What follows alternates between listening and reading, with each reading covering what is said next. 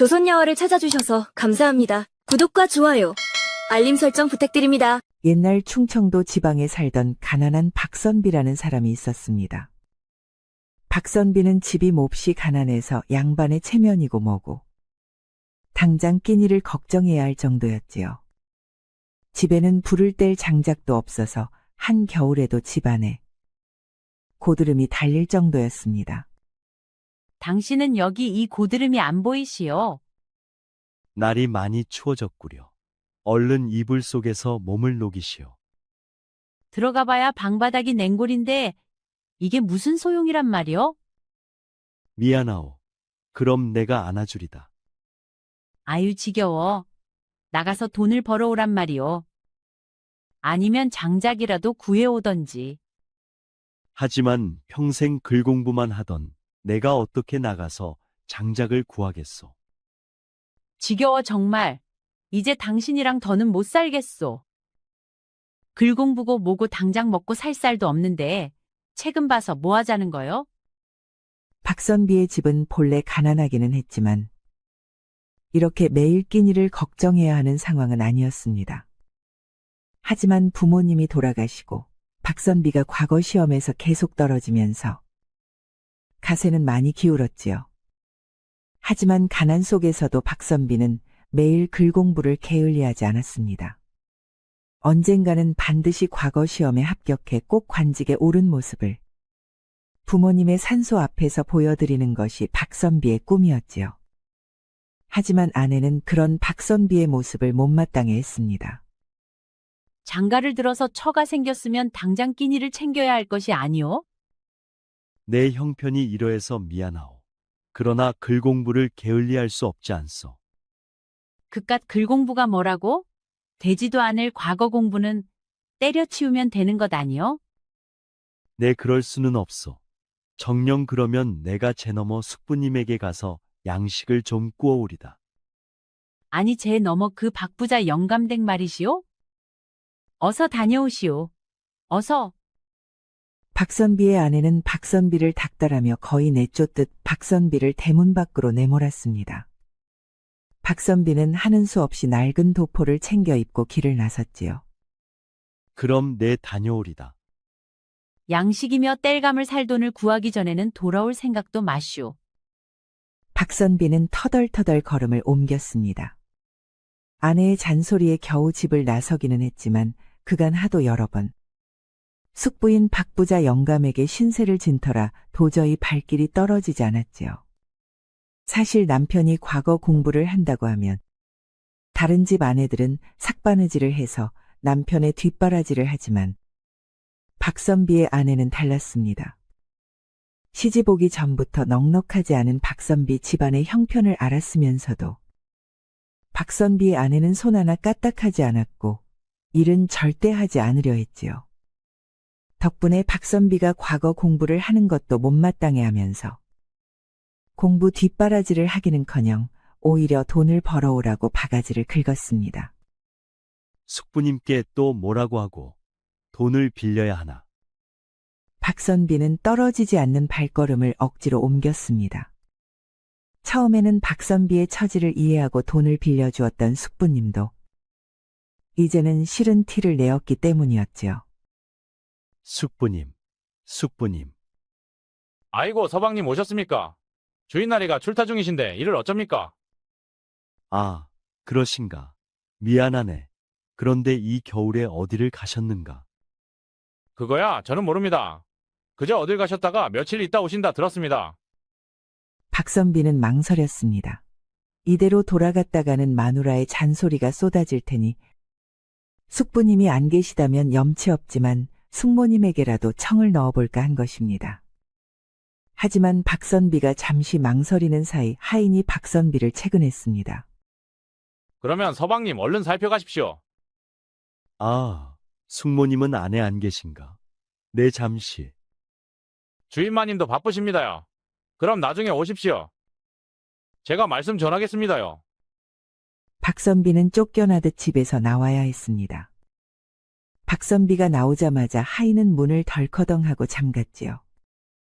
그제야 박선비는 알 수 있었습니다. 자신의 숙부는 어디 먼 곳을 간 것이 아니라 집에 있다는 사실을 말이지요. 그저 자신을 만나기가 싫어서 핑계를 대고 나오지 않은 것이었지요. 박선비는 씁쓸한 마음을 속으로 삼키며 터덜터덜 집으로 향했습니다. 숙부인 박영감의 집안에는 분명 박영감이 있었습니다. 행랑채 옆 마구간에는 박영감이 타고 다니던 말도 있었고, 문틈으로 보이던 사랑채 밖에는 박영감이 늘 짚고 다니던 지팡이와 다른 손님들의 신발까지도 보였습니다. 그랬습니다. 부유했던 박영감의 집에는 늘 손님들이 북적였고, 박영감은 그런 손님들과 행랑채에 있으면서도 조카인 박선비가 찾아온 것을 알고도 나와 보지도 않고 하인을 시켜 핑계를 대어 그냥 쫓아낸 것이었습니다. 누구를 탓하겠는가?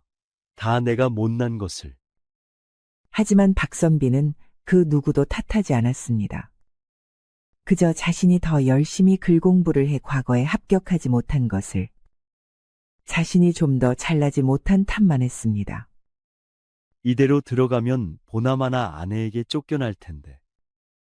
박선비는 한참을 고민하다 결국 전당포로 향했습니다. 이보시오. 이 도포를 좀 팔려고 하는데. 어서 오시오. 그 도포 말이오. 그렇소. 비록 오래되기는 했지만 아주 좋은 비단으로 만든 것이오. 그렇긴 한데, 에이, 너무 낡았시오. 딴 데 가보시오. 부탁이오. 그래도 당시에는 정말 비싼 것이었소. 이걸 못 팔면 당장 끼니를 굶어야 하오. 알겠소. 하지만 내 5냥밖에 못 쳐주니 그리 아시오. 박선비는 도포를 벗어주고 겨우 5냥을 구해 밖으로 나왔습니다.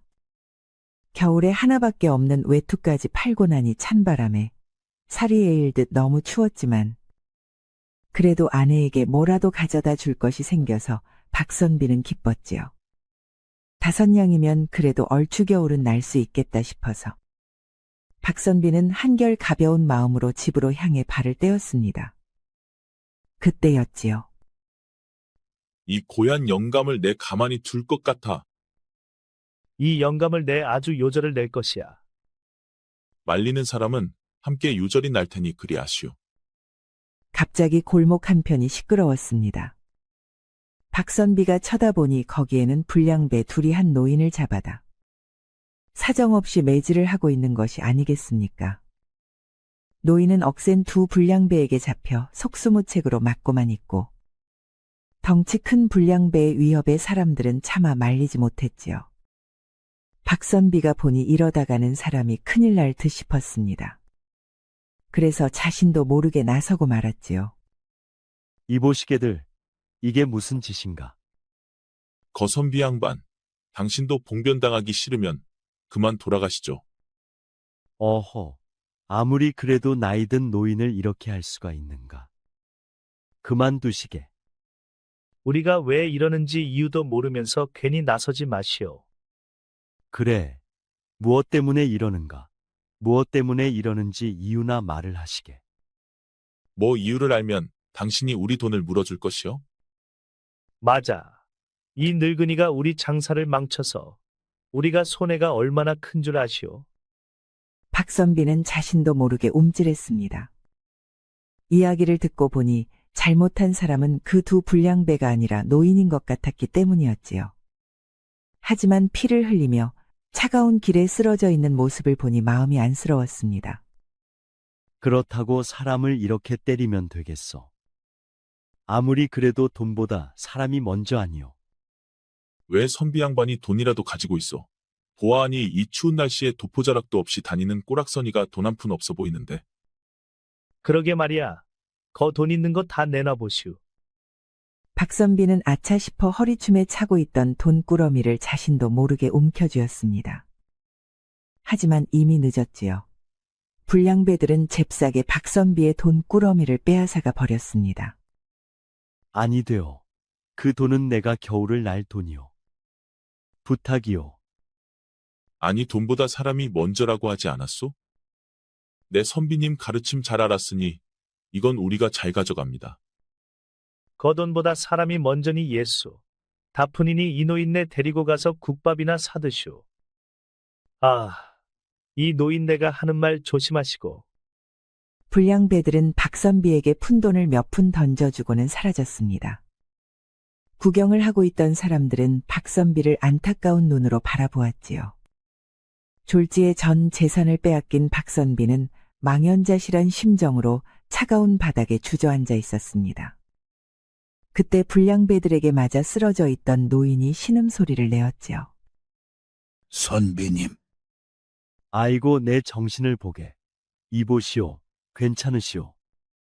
박선비는 우선 사람은 살리고 봐야겠다 싶어 그 늙은이를 부축해 주막으로 갔습니다.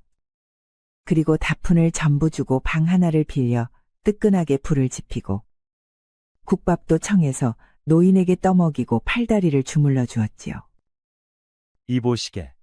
노인 양반, 눈을 좀 떠보시게. 어서 이거라도 먹어야 기운이 나지. 고맙소. 고맙소, 선비 양반. 노인은 허겁지겁 밥을 먹더니 그대로 쓰러져 죽은 듯이 잠에 들었습니다. 박선비도 오랜만에 뜨끈한 국밥 한 그릇을 다 먹고 창가에 앉아 한숨을 내쉬었습니다. 이를 어쩔꼬. 이 겨울을 어떻게 지내야 좋을꼬. 박선비는 과거를 생각했습니다. 그에게도 꿈이 가득했던 시절은 있었습니다. 어린 시절 박선비는 동네에서 신동으로 통했고 사람들은 그가 곧 과거에 급제하여 마을을 빛내는 훌륭한 사람이 될 것이라 믿어 의심치 않았지요. 박초신의 아들은 진짜 훌륭한 인물이 될 거야. 아무렴, 저렇게 인물도 잘났지. 글 공부도 잘하지. 동네 훈장이 저렇게 영특한 아이는 태어나 처음이라고 그랬다지. 박초신의 가문이 가난해서 그렇지 예부터 학식이 높았어. 아니야. 재산이 꽤 있었는데 박초씨가 형에게 전부 주고 자기는 글 공부만 할 수 있도록 해달라 한 거야.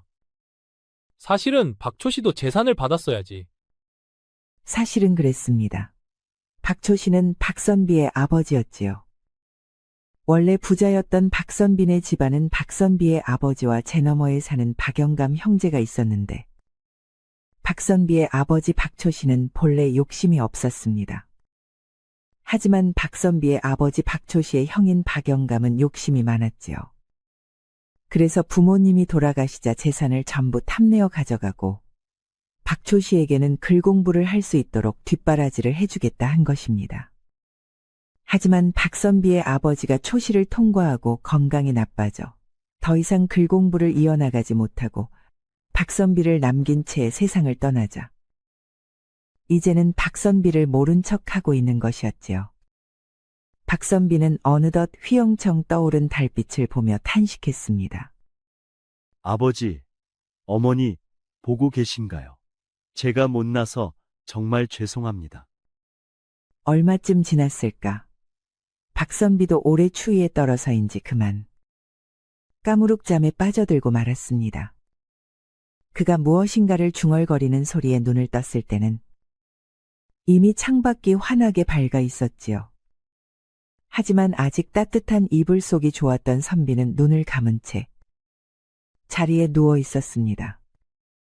주모가 깨울 때까지 누워있다가 일어나야겠구나. 집에 가봐야 아내가 화를 낼 테지. 그때였습니다. 갑자기 눈앞이 번쩍하는 것이지 않습니까? 박선비는 비명을 지르며 자리에서 일어났습니다. 이게 무슨 짓이오? 일어나셨소? 박선비는 얼굴에 심한 고통을 느꼈습니다. 노인이 자던 목침으로 박선비의 콧잔등을 세게 내리친 것이죠. 곧바로 콧잔등이 팅팅 부어오르더니 눈을 뜰 수 없을 정도의 고통이 박선비에게 찾아왔지요. 박선비는 괘씸한 생각이 들었습니다. 어떻게 이럴 수가 있소? 은혜를 어떻게 이런 원수로 갚냔 말이오. 내 살다 선비님처럼 처복이 없는 사람은 처음 봤소이다. 뭐요? 저는 관상을 보면서 먹고 사는 사람입지요. 그래서 어제 그 봉변을 당한 것입죠. 관상이라니? 그럼 어제 그 불량배들에게 나쁜 관상을 말해주고 맞을 뻔한 것이오. 그건 아닙니다요.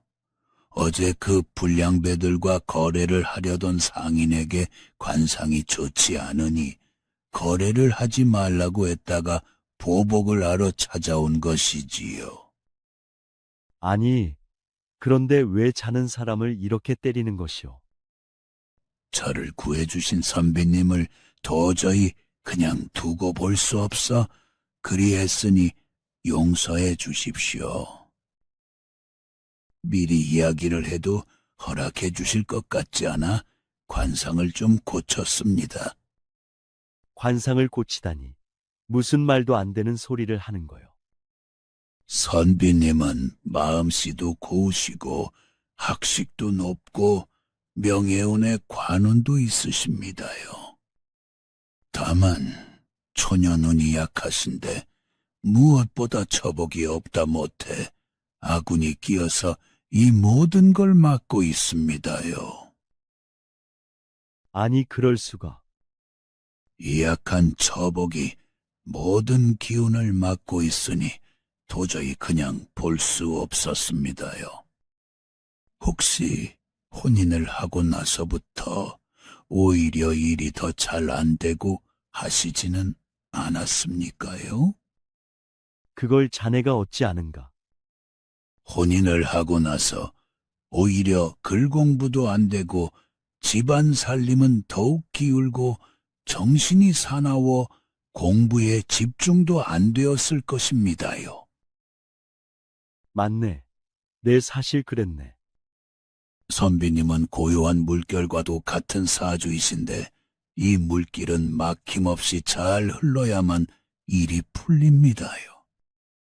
초년 운이 약하기는 하지만 그래도 좋은 기운을 물려받았는데 하필 그것이 처로 인해 막혀서 고여 있습니다.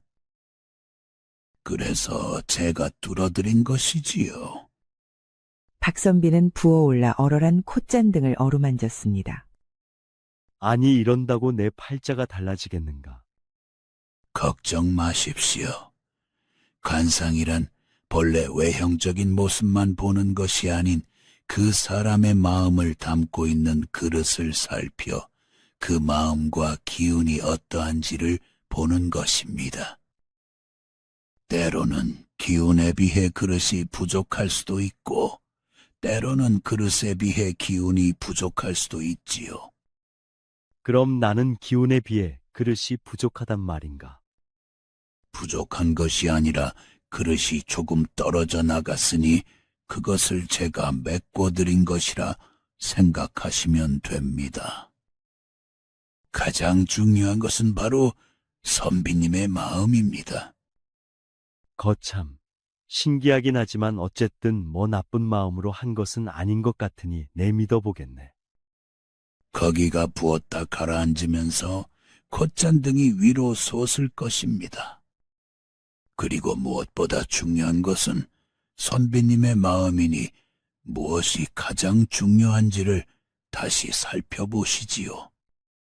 무엇이 가장 중요한지를? 그렇습니다. 보아하니 아직 과거 시험을 치르지 못하신 것 같은데 내년 봄에 관운이 한 번 있을 것입니다. 그때 여비가 없으면 저에게 찾아오십시오. 제가 빌려드리겠습니다. 아니, 그런 고마운 일이 정말인가? 다만 무엇이 가장 중요한 것인지 생각하고 결정하셔서 사셔야 합니다. 가장 중요한 것은 사람의 마음과 기운입니다. 그 말을 듣고 박선비는 생각에 잠겼습니다. 그리고 자신이 구해준 노인과 헤어져 집으로 향했지요. 노인은 아랫마을에 있는 자신의 집을 알려준 뒤 사라졌습니다. 그리고 무엇이 가장 중요한 것인지 생각해보라고 박선비에게 신신당부를 했지요. 박선비는 조용히 집으로 향했습니다. 그는 큰 결심을 한 상황이었지요. 해가 휘영청 떠올랐지만 박선비의 아내는 아직도 세상 모르고 잠들어 있었습니다. 방에는 군부를 뗀 것인지 온기가 돌았지요. 박선비는 조용히 부엌으로 가보았습니다. 부엌에는 밥을 지어 먹은 흔적과 방에 군부를 따뜻하게 뗀 흔적이 있었습니다. 이 사람은 내가 없으니 혼자 밥을 해먹고 집에 불을 지폈구나. 그랬습니다. 박선비의 아내는 양식과 장작을 숨겨두고 있다가 박선비가 집을 나가자마자 혼자 불을 떼어 밥을 지어 먹고 뜨끈한 방에서 늘어지게 잠을 자고 있었던 것입니다. 박선비가 늘 숙부의 집에 가면 이틀에서 3일 정도는 묵고 오기 때문에 박선비가 돌아오지 않을 줄 알았던 것이죠. 박선비는 혼자 탄식했습니다. 늘 내 탓을 했건만 결국은 내 꼴이 일이 되는구나. 박선비는 조용히 자신의 아내가 일어나기를 기다렸습니다. 박선비의 아내는 대낮이 되어서야 겨우 눈을 떴지요. 아이고 잘 잤다. 에그머니나 아니 언제 오셨소? 아까 왔소. 잘 잤소. 네. 밤새 서방님 언제 오시나 기다리다. 새벽에 잠이 들어서 일이 늦게 깼네요. 식량도 장작도 없다더니 어제는 왜 불이 들었소? 아, 하도 추워서 옆집에서 장작 좀 구웠어요. 그러고 보니 왜 빈손이요? 숙부님께 돈은 좀 구워 왔어? 숙부님이 집에 안 계셨소. 그래서 말씀드리지 못했소. 뭐요? 아니 집에 안 계시면 오실 때까지 기다려야지. 이렇게 오면 어쩝니까? 내가 진짜 못 살아. 나랑 못 살면 어찌할 것이오. 그래도 우리는 백년해로를 약속한 사이 아니오. 백년해로 같은 소리 하고 있네. 나는 이제 더 이상은 이렇게 못 살아요. 나는 집을 나가겠소. 박선비는 조용히 아내를 바라보았습니다. 화가 나 마구 악다구니를 질러대는 아내는 박선비가 지난밤 어디서 어떻게 지냈는지, 퉁퉁 부은 얼굴이 왜 그런 것인지에는 관심이 없었지요. 그저 숙부에게 돈을 빌려오지 못한 것에만 관심이 있었습니다. 박선비는 한숨을 쉬었습니다. 진심이시오? 이제 더 이상 나와 살지 않고 집을 나가겠다는 말이오? 왜? 내가 못 나갈 것 같아 보이시오? 이제는 지긋지긋해서 못 살겠소. 알겠소. 그럼 내 이혼증을 써주리다. 박선비는 그 자리에서 먹을 갈아 이혼증을 써서 주었습니다. 이제는 더 이상 두 사람이 부부가 아니라는 것을 증명하는 것이었지요. 박선비가 거기에 이름을 적자 아내도 옳다구나 이름을 적어 넣었습니다. 이제 당신과 나는 더 이상 부부가 아니니 앞으로는 아는 척도 하지 마시오. 알겠소. 그래도 한때는 부부였는데 호강을 시켜주지 못해 미안하오. 흥, 알면 됐어. 뭐 동네 수제라기에 금방 과거 급제에 출세할 줄 알았더니 이런 가난뱅이일 줄 누가 알았겠어? 난 이만 가보겠소. 박선비의 아내는 뒤도 돌아보지 않고 집을 떠났습니다. 떠나면서 그나마 있던 약간의 세간도 전부 챙겨서 가지고 떠났지요. 박선비는 알고 있었습니다. 자신의 아내는 이미 옆마을 최부자와 눈이 맞았다는 소문이 온 동네에 파다했습니다. 저 박선비의 아내가 연마을을 드나든다는 사실을 박선비는 아나? 모르겠지. 알고서야 저런 구박을 당하고 살 수야 있나. 그럴 리가. 아니, 지나가는 똥개도 다 아는 사실을 저 사람만 모른단 말인가. 내내 방 안에서 글만 읽고 사는데 어찌 알겠나. 참 딱하구먼. 그것도 모르고 저리 인자한 표정으로 아내 말이라면 다 해주려고 노력하는데 그것도 모르고. 아마 그나마 있던 집안 재산도 전부 빼돌려 팔아먹는 것도 모를 걸세. 설마 알고서도 모른 척하는 건가? 최진사는 박선비보다 20살은 많은 노인네였지만 돈은 많았지요. 사실 박선비는 동네 사람들이 수군거리는 소리를 알고 있었습니다. 그리고 자신의 아내가 부모님이 돌아가시자마자 집안일을 팽개치고 자주 집을 비우고 다닌다는 것도 알았지요. 그 이후로 집안 살림이 자꾸 줄어드는 것도 말입니다. 하지만 그간 박선비는 그것을 전부 자신의 탓으로 여기며 모른 척 해왔습니다. 박선비는 조용히 방 안에 앉아 자신이 구해준 노인의 말을 떠올렸습니다. 가장 중요한 것은 우선 아군을 없애고 악연을 정리하는 것입니다. 아군을 없애고 악연을 정리해. 선비님의 단점은 사람이 너무 인자해 끊어내야 할 것과 정리해야 할 것을 보지 못한다는 것입니다. 아니, 보아도 모른 척하는 것이겠지요. 내 주변에 끊어내야 할 것이 있다는 말이오? 저는 모릅니다. 하지만 스스로 잘 생각해 보십시오. 그리고 무엇을 외면하고 있는 것인지를 깨달아야 합니다. 외면하고 있는 것이라. 그리고 악연과 아군이 있다면 그것을 좋은 것과 바꾸는 것이 가장 좋습니다. 나에게 있는 나쁜 것을 몰아내고 좋은 기운으로 바꾸십시오.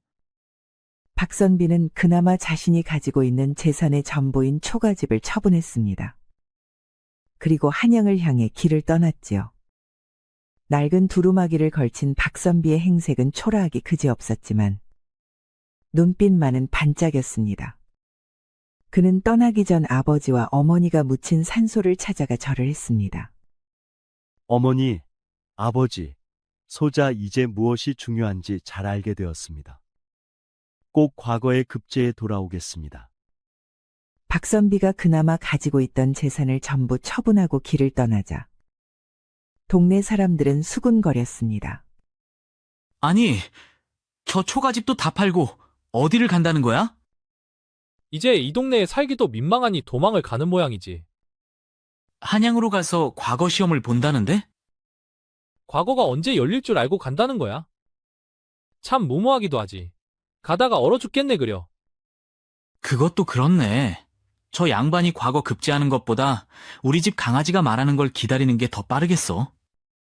사람들은 비웃었지만 박선비는 묵묵히 길을 지나 한양으로 향했습니다. 그 가슴 속에는 자신에게 무엇이 가장 중요한 것인지, 그리고 무엇을 위해 살아야 하는 것인지를 향한 열망만이 타올랐지요. 박선비는 쉼없이 걸었습니다. 그리고 최대한 여비를 아끼기 위해 조금이라도 더 많이 걸으려고 노력했습니다. 중간 주막에 들려 잠시 쉬어갈 때도 밤에는 달빛을 벗삼아 책을 꺼내 글을 읽었습니다. 그러던 어느 날 밤, 길을 착각한 박선비는 밤이 늦도록 주막을 찾지 못했습니다. 큰일이다. 이러다가는 산속에서 얼어 죽거나 짐승들의 밥이 되겠구나. 그때였습니다. 거짓말처럼 박선비의 눈앞에 집 한 채가 나타났지요. 박선비는 황급히 그 집을 향해 다가가 대문을 흔들었습니다. 거기 누구 안 계시오? 아무도 없어. 이 밤에 누구시오? 죄송하오. 제가 길을 잃어서 그런데 부디 하룻밤만 재워주시오. 초가집에서 나온 사람은 인상이 험악한 산꾼이었습니다. 그는 대문을 열어 박선비를 보더니 아무 말 없이 그를 집으로 들였습니다. 초라하기는 하지만 일단 하룻밤 묵어 가시오. 정말 고맙소. 내 이 은혜는 잊지 않겠소. 초가집은 다 쓰러져 갈 것 같았지만 방 안에는 온기가 돌았습니다. 박선비는 살 것 같았지요. 그때 한 여인이 상을 들고 들어왔습니다. 작은 상 위에는 따뜻한 밥과 나물 반찬이 차려져 있었지요. 박선비는 고마운 마음에 고개를 들었다가 여인의 얼굴을 보고 깜짝 놀랐습니다. 이런 산속에 사는 여인이라 보기에는 믿기지 않을 정도로 아름다웠기 때문입니다. 고맙소. 차린 것이 부족하지만 시장기는 면할 것입니다. 내 처요. 이 산 속에 우리 단둘만 살고 있소이다. 아, 그러시군요. 감사합니다. 박선비는 허겁지겁 밥을 먹었습니다. 밥이 거칠고 반찬도 소박했지만 이 정도도 박선비에게는 감지덕지였지요. 그렇게 밥을 먹는 박선비의 모습을 보던 산꾼은 몸을 일으켰습니다. 그럼 쉬어 가시오. 어딜 가시오? 이 밤에? 나는 산에서 먹고 사는 사람이요. 밤에 나가 짐승을 잡아와야 하오. 서방님, 조심해서 다녀오세요. 산꾼은 이 말만 남기고 마당으로 나가 신을 신더니 망태기를 들고 밖으로 사라졌습니다. 여인은 아무렇지 않은 듯 산꾼을 배웅하고 방으로 들어와 상을 치웠지요. 갑자기 깊은 밤에 여인과 단 둘이 남게 된 박선비는 어색해졌습니다. 여인이 상을 치우고 방을 드나들며 이부자리를 펴줄 때마다 그 아찔할 정도의 아름다운 자태의 박선비는 자신도 모르게 가슴이 뜨거워졌기 때문이지요. 그럼 얼른 주무시지요. 저는 여기서 자겠습니다. 아니, 한 방에서 잔단 말이오? 네, 여기는 방이 하나밖에 없습니다. 그러니 푹 주무시지요. 아무리 그래도 제가 여기서 자도 괜찮습니까? 밖은 너무 추워서 지금 나가시면 얼어 죽거나 호랑이에게 물려갑니다. 그러니 얼른 주무세요. 제 서방님은 아침이 되어야 들어옵니다. 그 말을 남기고 여인은 아무렇지도 않게 옷을 훌을 벗더니 하얀 속적오리와 속적삼 바람으로 이불 속으로 쏙 들어갔습니다. 박선비의 이불과는 고작 한 뼘의 거리밖에 되지 않았지요. 박선비도 헛기침을 하면 이불 속으로 들어갔지만 잠이 올 리 없었지요. 사방은 고요하고 방 안으로는 은은한 달빛만이 흘러들었습니다. 방 안에는 여인이 풍기는 향기로 가득 찼습니다. 박선비는 서서히 자신이 그 향기에 취하는 것을 느꼈습니다. 그때였지요. 선비님, 네, 말씀하시지요. 저 좀 안아주세요. 날이 너무 춥습니다. 아니, 그럴 수는. 박선비가 말을 마치기도 전에 여인이 슬그머니 다가와 박선비의 품에 와 안겼습니다. 훅 끼치는 여인의 향기와 보드라운 살결에 박선비는 그만 아찔해졌지요. 그때였습니다. 아야, 여인이 갑자기 안겨와 버둥대던 박선비는 그만 방바닥에 콧잔등을 찍고 말았습니다. 자신이 장터에서 구해준 노인에게 맞았다. 겨우 가라앉았던 콧잔등을 다시 바닥에 찍고 나자 박선비는 정신이 번쩍 들었습니다. 이러지 마시오. 박선비는 자리에서 벌떡 일어나 앉았습니다. 여인은 당황했지요. 왜 그러십니까? 당신은 엄연히 지아비가 있는 몸 아닙니까? 나는 과거를 보러 가는 선비요. 도리에 어긋나는 짓은 할 수 없소. 박선비는 다시 의관을 정제했습니다. 오늘 밤 베푸신 온정은 내 감사히 받겠소. 그러니 이만 가보겠습니다. 하지만 여인은 눈빛 하나 흔들리지 않고 이불위로 일어나 앉더니 말을 이었지요. 밖은 춥고 들짐승들이 뛰어다니고 있습니다. 이대로 나가면 필시 목숨을 잃을지도 모릅니다. 박선비는 멈칫했습니다. 하지만 그는 마음을 다잡았지요. 그리고 자신에게 무엇이 가장 중요한 것인지를 다시 새겼습니다. 그렇습니다.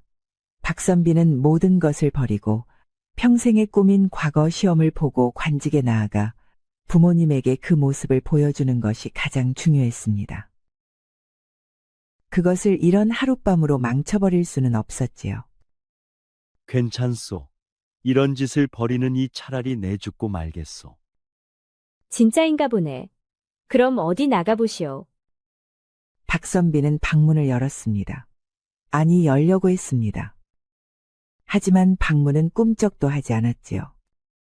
당황한 박선비가 문고리를 붙잡고 용을 쓰자 여인은 깔깔 웃었습니다. 내 당신 같은 선비는 100년 만에 처음이오. 뭐라고? 100년이라니? 걱정 마시오. 내 오늘 밤 살려줄 테니 그 집념과 용기가 가상하구려. 아니 그렇습니까? 서방님?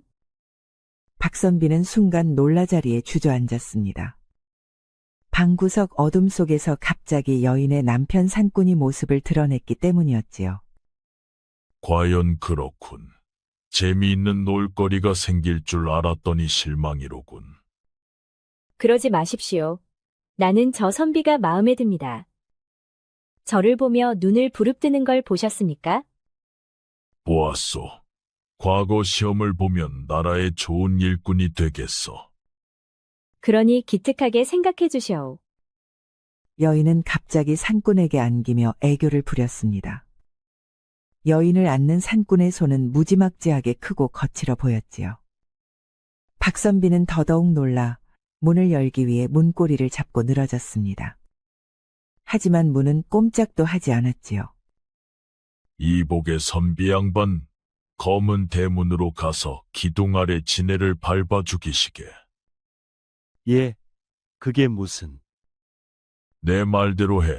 검은 대문으로 가서 기둥 아래에 끓는 기름을 부으면 된다네. 그 말을 마치고 산꾼은 껄껄 웃었습니다. 그 웃음이 마치 벼락을 치는 것 같아 박선비는 그만 정신을 잃고 말았지요.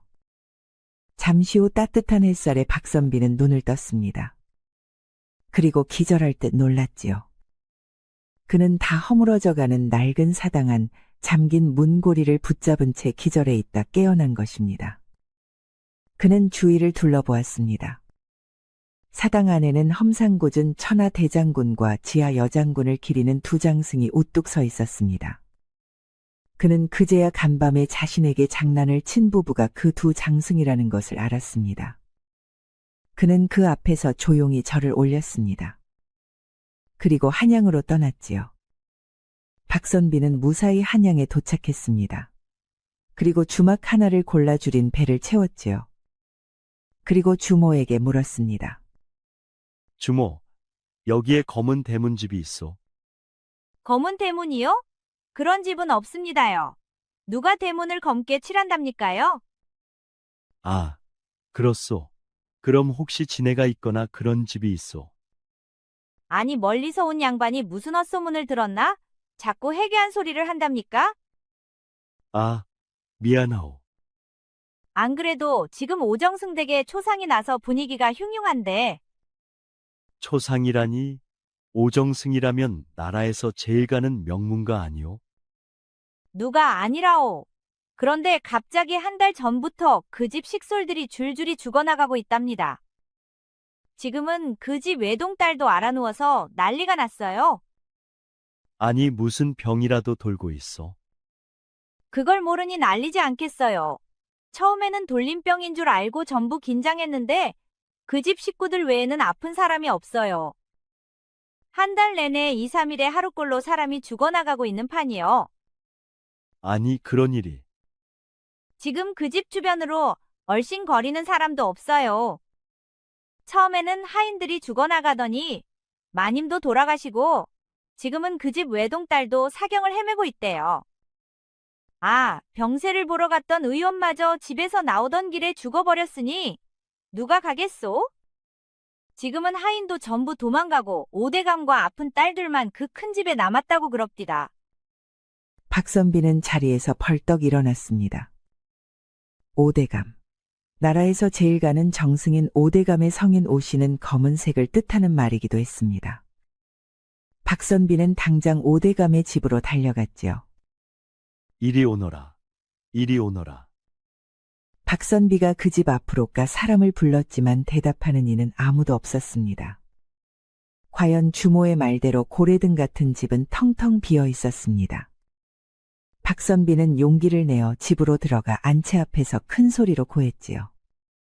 대감나리, 오대감나리. 대체 누구시오? 오대감은 힘없이 방에서 나오다 마당에 서 있는 초라한 행색의 선비를 보고 깜짝 놀랐습니다. 그리고 말했지요. 누구인지는 모르나 내 사정이 있어 당분간 계금받지 않소. 얼른 집을 나가시오. 대감, 제가 따님의 병을 낫게 할 수 있습니다. 여기 부엌이 어디입니까? 오대감은 의아했습니다. 하지만 박선비가 하나밖에 없는 딸의 병을 낫게 할 수 있다는 말에 솔깃했지요. 지금으로서는 지푸라기라도 잡아야만 하는 것이 오대감의 심정이었습니다. 박선비는 가마솥에 불을 떼고 기름을 끓였습니다. 그렇게 팔팔 끓인 기름을 한 바가지 퍼서는 집안의 모든 기둥 아래에 끓는 기름을 부었습니다. 오대감은 그런 박선비의 행동을 바라고 보만 있었습니다. 그간 온갖 의원이며 약사들이 오대감 집안의 병을 해결하겠다고 왔지만 해결한 사람은 아무도 없었습니다. 그중 한 의원은 오히려 피를 토하며 죽기까지 했지요. 그 사이에도 오대감의 식솔들은 하루가 멀다 하고 죽어나갔습니다. 지금으로서는 처음 보는 거짓골을 한 선비가 이상한 짓을 한다 한들 오대감으로서는 말릴 생각도 말릴 힘도 없었습니다. 저러다 소용이 없으면 대충 노잣돈이나 줘서 보내면 되겠지 하는 생각이었지요. 박선비가 펄펄 끓는 기름을 기둥마다 부었지만 아무 소용이 없었습니다. 그러다 마지막으로 박선비가 진지한 표정으로 펄펄 끓는 기름을 본 채 기둥에 붓는 것을 본 오대감이 입을 열었지요. 이보시게 선비 양반, 그만하시오. 내 노잣돈은 챙겨줄 테니 자네도 얼른 이 집을 나가는 게 좋을 걸세. 마지막입니다. 분명 여기 있을 것입니다. 박선비는 이렇게 외치며 펄펄 끓는 기름을 쏟았습니다. 그때였지요. 귀를 찢는 듯한 비명소리가 들리며 기둥 아래가 들썩하더니 흙먼지를 일으키며 큰 진해 한 마리가 땅에서 빠져나왔습니다. 땅에서 빠져나온 진해는 몸 길이가 사람만 했습니다. 박선비는 서둘러 부엌으로 달려가 남은 기름을 몽땅 가져와 진해에게 뿌렸습니다. 진해는 다시 한번 몸부림을 치며 끔찍한 비명을 지르더니 쓰러졌습니다. 박선비는 진해에게 달려가 힘껏 그 머리를 밟았습니다. 이 요물 당장 사라지거라. 박선비가 발로 밟자 진해는 마지막 몸부림을 치더니 꼬리로 박선비의 얼굴을 퍽 때렸습니다. 박선비는 진해의 꼬리에 얼굴을 맞고 쓰러졌다. 다시 정신을 차리고 진해의 얼굴을 다시 한번 힘차게 밟았지요. 진해는 노란 도객을 뿜더니 바로 그 자리에서 목숨이 끊어졌습니다. 오, 이럴 수가. 어떻게 이런 일이. 진해의 숨이 끊어지자 곧바로 방 안에 누워있던 오정승 외동딸의 창백한 얼굴에 발그레한 핏기가 돌더니 숨쉬기가 편해졌습니다. 오정승 역시 힘이 없던 몸에 힘이 들어가고 무겁던 머리가 가벼워지는 것을 느꼈지요. 고맙네, 고마워. 자네가 내 은인일세. 아닙니다. 저는 그저 할 일을 했을 뿐입니다. 아니야, 아닐세. 나와 내 딸 아이의 생명을 구한 은인이야. 그 진해는 천년 묵은 진해로 사람의 정기를 빨아먹으며 사는 요물이었습니다.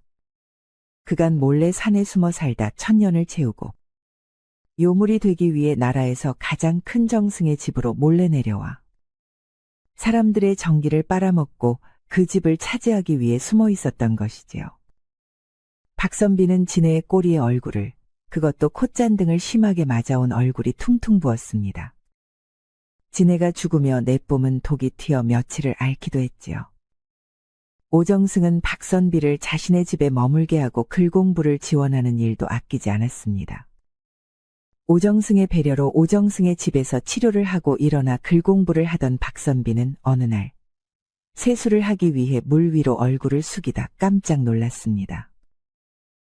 이럴 수가. 이제 콧잔등이 위로 솟아올라 아예 꺼지지도 않는구나. 그랬습니다. 자꾸 상처를 입었던 콧잔등이 이제는 붓기가 다 빠져도 꺼지지 않고 오뚝하게 솟아 있었던 것입니다. 원래도 수려했던 박선비의 외모는 날렵해진 콧잔등 덕분에 더욱더 수려했습니다. 그리고 돌아온 봄, 나라에서는 오정승이 요물을 해치운 공을 세운 기념으로 과거가 열렸습니다. 물론 그 과거의 주인공은 바로 박선비였지요. 과거를 보러 가는 날 아침 오정승의 딸은 박선비에게 손수건을 건넸습니다. 선비님, 제가 선비님의 장원을 기원하며 직접 수놓은 것입니다. 꼭 장원을 하십시오. 낭자, 고맙습니다. 잘 보고 오겠습니다. 무엇이 걱정인가? 자네의 공을 기리는 과거 시험 아닌가? 거기에 평소 자네의 학식이면 아무 걱정할 필요가 없네. 과찬이십니다. 최선을 다하고 오겠습니다. 걱정 말게. 내 자네가 과거에 합격하지 못해도 내 딸아이와 혼인을 시킬 생각이니. 예, 저같이 미천한 사람에게 낭자를. 그럼 어쩌나. 우리 딸아이가 자기 생명을 구해준 은인이니 자네 아니면 시집을 안 간다고 밤마다 조르는데 이러다 내가 죽겠네. 아버님, 그만 놀리셔요. 박선비는 무사히 과거를 보고 장원급제를 했습니다. 그리고 어사화를 달고 당당히 오정승의 집으로 돌아갔지요. 그곳에서 그는 오정승의 딸과 혼인을 하여 관직에 나아갔습니다. 나라에서는 박선비가 살았던 고을로 박선비를 내려보냈지요. 새로운 관찰사로 박선비가 왔다는 말에 동네는 난리가 났습니다. 세상에, 그 박선비가 이렇게 출세를 할 줄 누가 알았겠어? 그러게 말이야. 저것 좀 보세. 아이고 정말 인물이 훤칠하시기도 하지. 박선비님, 아니, 새로운 부사 나으리가 이제 이 마을을 잘 다스려 주시겠지? 그때였습니다. 새로운 관찰사의 행렬을 구경하는 사람들, 틈으로 뛰어들어 행렬을 막는 이가 있었습니다. 서방님, 서방님, 이제야 돌아오셨습니까? 그 사람은 바로 박선비가 예전 가난한 선비로 있었을 때 박선비를 버리고 옆마을 최부자에게 도망을 갔던 박선비의 예전 아내였습니다. 그 아내는 박선비가 관찰사가 되어 출세를 했다는 말을 듣자마자 버선발로 달려와 아무 일도 없던 것처럼 박선비를 불렀지요. 접니다, 서방님. 서방님의 아내여요. 참으로 이상합니다. 그대는 내가 싫다고 옆마을 부자에게 도망을 가지 않았소? 무슨 말씀이십니까? 저는 서방님이 한양으로 과거를 보러 가실 동안 서방님을 기다리고 있겠다 하지 않았습니까? 서방님 안 사람은 접니다. 그럼 이 증표는 무엇이오? 박선비는 그의 앞길을 막아선 예전 아내에게 이혼 증서를 내보였습니다. 거기에는 박선비와 아내가 혼인을 끝내고 갈라선다는 내용과 함께 예전 아내의 이름도 똑똑히 적혀 있었습니다. 증표가 명확하니 물러서시오. 한 번만 더 얼씬하면 그때는 지엄하게 다스릴 것이니. 이럴 수가, 이럴 수가. 서방님 무슨 일입니까? 아무것도 아니오. 몸도 힘든데 나오지 마시오. 어서 가십시다. 박선비와 오정승의 딸은 망연자실하여 눈물을 흘리는 박선비의 예전 아내를 길에 버려두고 관아를 향해 나아갔습니다. 사람들은 눈물을 흘리는 박선비의 예전 아내를 비웃으며 침을 뱉었지요. 박선비는 그 이후로 관직을 두루 거치며 백성들의 자자한 칭송을 받았습니다. 그리고 오정승의 딸과의 사이에서 5 남매를 낳아 잘 키웠습니다. 그리고 오래도록 행복하게 잘 살았지요. 흔히 사람들은 운명과 팔자를 이야기하기도 합니다. 일이 잘 되는 것도 운명이고 잘 안 되는 것도 팔자라고 하면서 스스로를 탓하기도 하지요. 하지만 가장 중요한 것은 그 운명을 개척해 나가는 나 자신의 의지와 아무리 어려운 상황이 닥쳐도 그것을 이겨내는 마음이 아닐까요? 박선비는 힘든 상황에서도 자신보다 다른 사람을 돕고자 하는 선한 마음을 가졌고, 처음에는 자신의 운명이 모두 자신의 탓이라 여겼지만 곧 마음을 고쳐먹고 자신의 운명을 스스로 개척하고자 했습니다. 그리고 자신의 목표를 향해 그 어떤 것에도 흔들리지 않고 묵묵히 나아갔지요. 그렇기에 결국 안 좋은 운명과 팔자를 고치고 행복한 삶을 살게 되었던 것입니다. 팔자는 십자에서 2개가 빠져 팔자라고 합니다. 그 2개는 내가 채울 수 있는 것이고 나머지 2개를 무엇을 채우느냐에 따라 그 팔자가 바뀌기도 하는 것이니 운명은 정해져 머물러 있는 것이 아니고 늘 흘러가며 나와 함께 변하는 것이라 할 수 있을 것입니다. 그렇기에 우리는 우리의 운명을 그저 받아들이는 것이 아니라 늘 개척하고 좋게 바꾸어 가도록 해야 할 것입니다. 어쩌면 그것만이 우리가 바꿀 수 없는 우리의 운명일지도 모릅니다. 들어주셔서 감사합니다. 구독과 좋아요, 알림 설정을 꼭 부탁드립니다. 우리 이야기가 여러분들에게 조금이나마 재미를 선사할 수 있기를 바랍니다. 다른 재미있는 영상도 많으니 즐겁게 봐주세요. 그럼 여러분 모두 행복하고 즐거운 시간 되세요. 되세요. 되세요. 되세요. 되세요. 되세요.